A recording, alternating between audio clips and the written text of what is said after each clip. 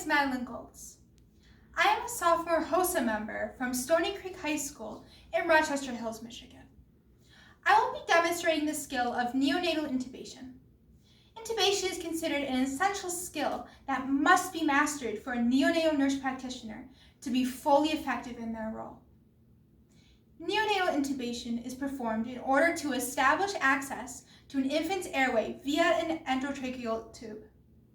This is for the purpose of assisting breathing when the infant is either unable to breathe on its own or has significant respiratory distress.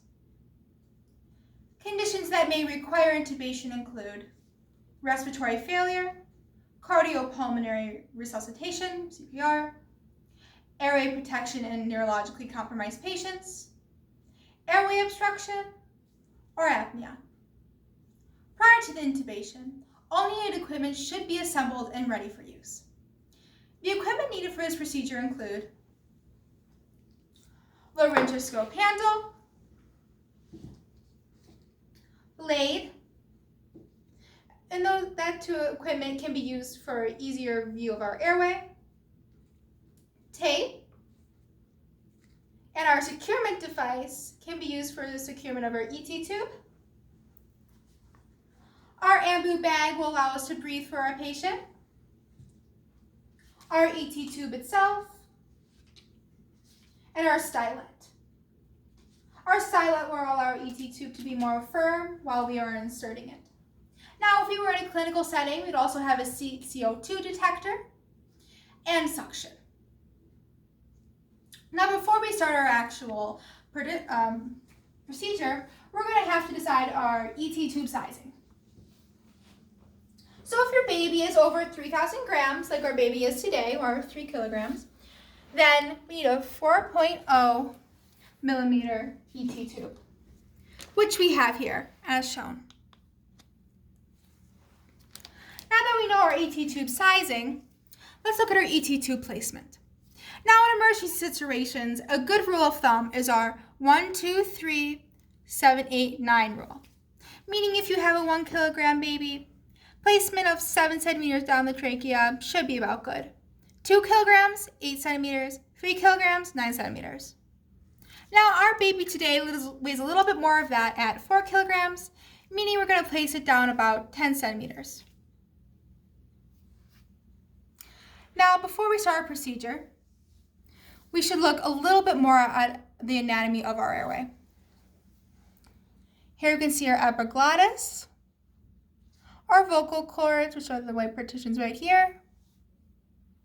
Our actual airway is the glottis. Now that we understand our anatomy, sizing, and placement more, we should head over and start our actual procedure.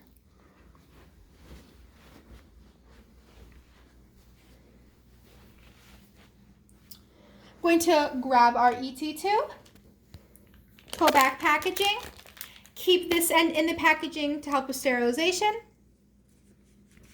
Grab our stylet,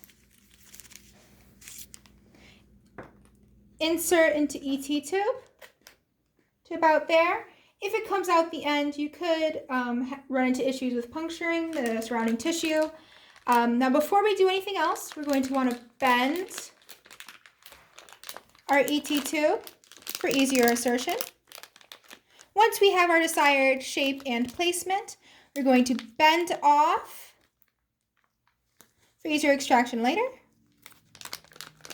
We're going to place down here for right now. We're going to grab our scope.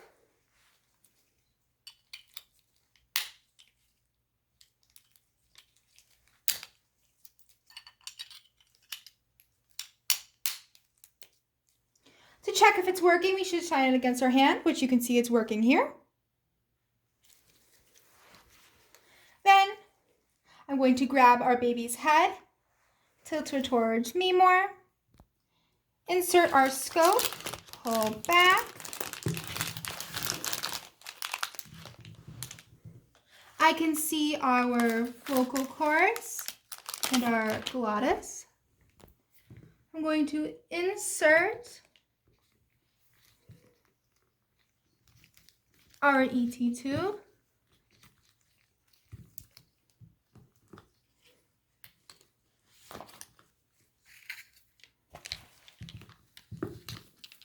to about 10 centimeters. Now I'm going to attach. I'm going to pull out our scope, place to the side.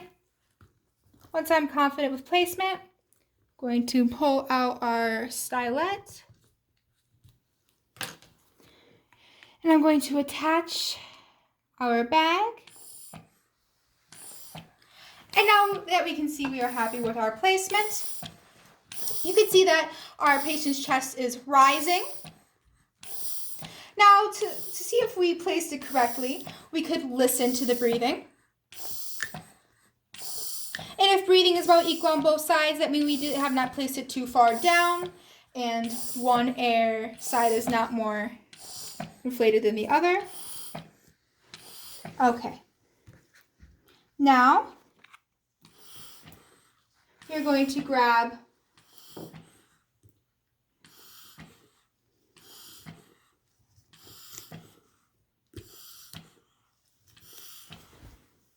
our tape, wrap it a couple times around the tube itself.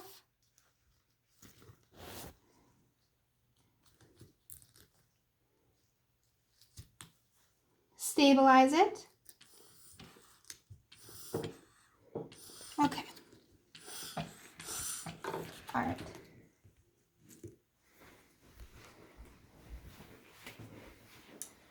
Once the infant has been intubated, a chest x-ray must be obtained to verify the correct placement of the ET tube.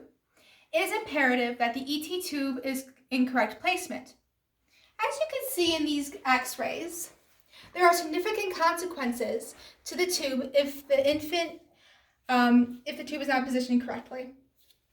The first x-ray shows correct placement of the ET tube within the trachea above the lungs. You can see that both lungs are being well ventilated, as when I intubated the mannequin and the chest rose well with each breath that I provided. The second chest x-ray shows an incorrect position. It's too high. As you can see, the white line is indicated of the ET tube. That means no air supply is going to go to either of the lungs, and our patient will not survive.